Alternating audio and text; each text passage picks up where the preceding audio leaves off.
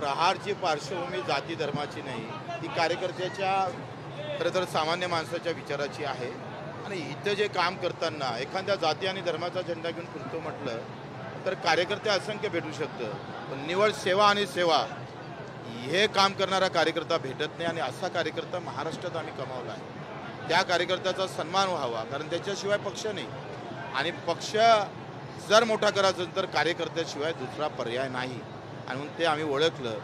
दिवसांदिवस हा जो पुरस्कार आहे अतिशय मोठ्या प्रमाणात निवळ पुरस्कारापुरता नाही तर त्या कार्यकर्त्याचं आयुष्य जे पणाले लागलं ते सुद्धा त्याला सांभाळण्याचं काम सुद्धा केलं जाईल. आणि मला असं वाटते का सरकार दरबारी निवड कार्यकर्त्यासाठी, सगळ्या पक्षाच्या कार्यकर्त्यासाठी एखादी योजना असली पाहिजे. ज्यांच्यावर गुन्हे दाखल झाले असेल, ज्यांनी प्रचंड काम सेवेचं केलं असेल, एक कार्यकर्त्यासाठी योजना असणं गरजेचं आहे. आणि त्याची सुरुवात आम्ही करतो. कुठल्याही लाडका कार्यकर्ता हे चांगला शब्द आहे. आजकाल लाडक्या बहिणीला 21,000 देणार, 2100 देणार होते, पण ते 1500च आहे. आता लाडका शब्द सरकारला कडू वाटून राहिला. लाडक्या बहिणीवरही नजर नाही आणि लाडक्या शेतकऱ्यावरही नाही.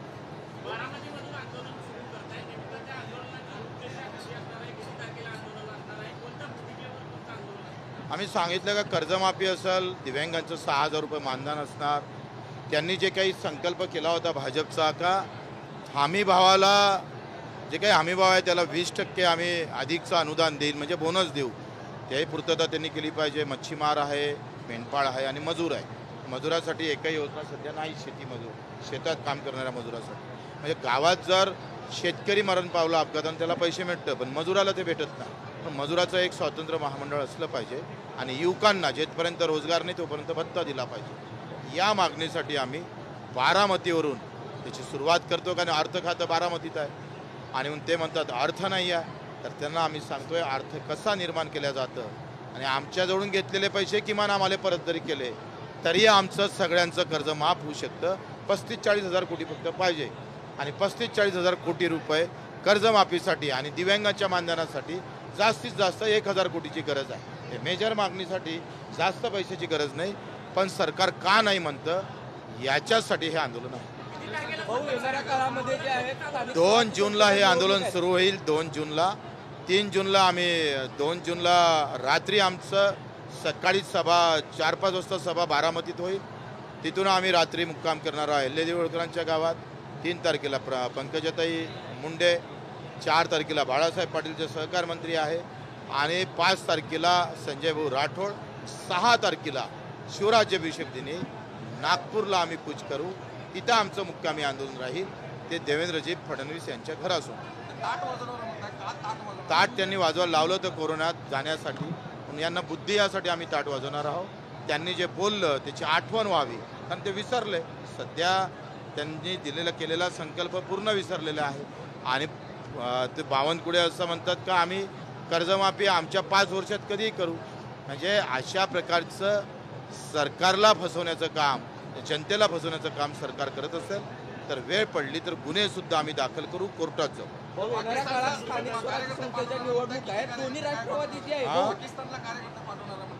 माझं असं मत आहे का आता जर एवढ्या सगळा प्रकार होतं आणि नेहमी पाकिस्तानचा वार सुरू असते तर त्याच्यासाठी कायमचं दुखणं बंद केलं पाहिजे. जसं इंदिरा गांधीनं बांगलादेश वेगळा काढला तसा पाकिस्तानच भारतात घ्यावा.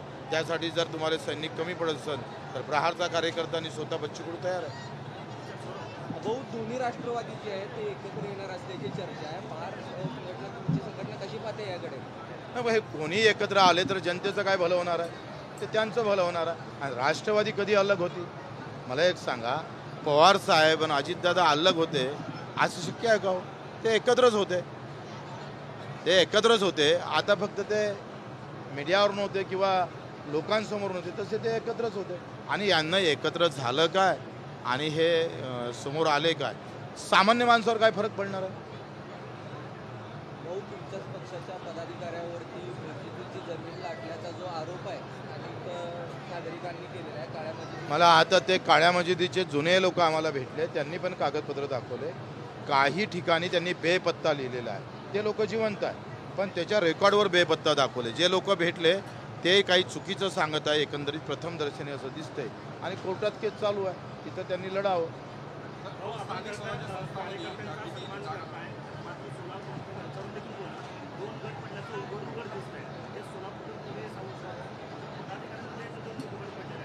गट पडणं हे चांगली गोष्ट आहे, पण ते निवारणं त्याच्यापेक्षा चांगली गोष्ट आहे.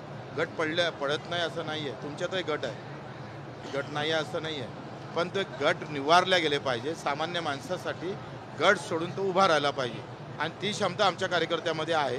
पण गट पडल्याची चिंता नाही, त्यांनी सामान्य माणसाला दूर करू नये एवढीच चिंता आहे. बिलकुल एकत्र होऊन सगळे लढेल, ताकदीनं लढेल आणि लढणं, निवडणूक लढणं हा आमचा प्राथमिक स्वभाव नाहीच आहे. आम्हाला सामान्य माणसासाठी लढणं हा नाही, ते अजून काही निश्चित नाही आहे. जिथं आमचे कार्यकर्ते निवडून येईल त्या त्या ठिकाणावरून आपण तशा पद्धतीनं जाऊ.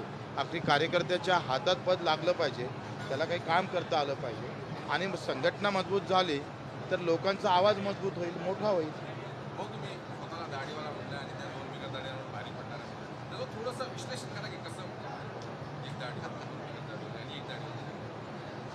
आता मला वाटतं याचं विश्लेषणामध्येच माझ्या सांगण्यातच भरपूर गोष्ट येऊन गेलेल्या आहे.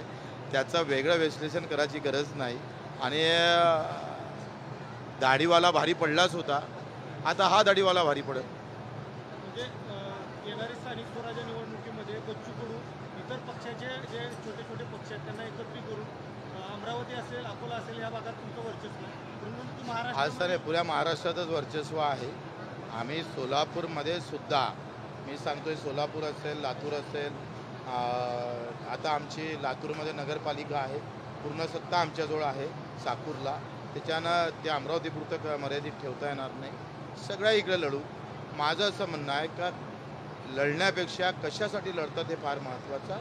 आमचं जे लक्ष आहे ते लक्ष खरं तर घेण्यासाठी आम्ही हे लढाई लढू. पक्षांना सोबत घेऊ ना, जशी जशी वेळ येईल तसं. सकाळी जे आहे ना, संजय राऊतांनी पत्रकार परिषदेमध्ये म्हटलंय, डोनाल्ड ट्रम्प यांनी याच्यामध्ये नाव खुपसू नये, ते काय सरपंच नाही आहे, आमच्या युद्धामध्ये त्यांनी नाक खुपसू नये असं त्यांनी म्हटलं. तुमचं काय म्हणणं? नाही, आता हा मोठा खरं तर चिंतेचा विषय आहे. युद्ध पाकिस्तान आणि भारताचं होतं आणि ते अतिरेक्याच्या संदर्भात होतं. ते काश्मीरच्या संबंधित नव्हतंच.